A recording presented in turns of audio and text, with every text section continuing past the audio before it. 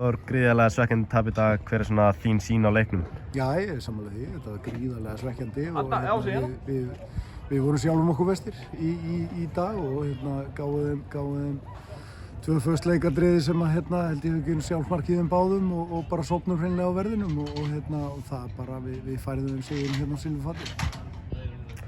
Hvað varst þið svona vanta upp á þínum mönnum í dag? Já, bara það. Tvískipting, hvernig finnst þið það svona leggjast í hópinn?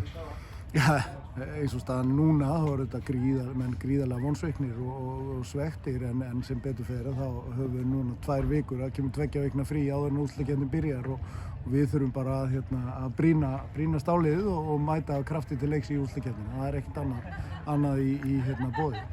Wood fer meiddur út eftir 15 mínútna leik. Er hann alvarlega meiddur? Ég bara veit ekki eins og staðan núna. Ég held að þetta sé tognun í lærinu á honum sem hann hefur nánast í allt sumar verið að basla við og við heldum að væri komið hann er búinn að vera að æfa með okkur núna í talsverðan tíma þannig að það er svolítið svekkjandi að missa hann út núna sem en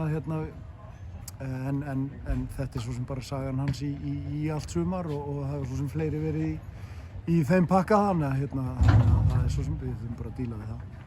Takk hérlega.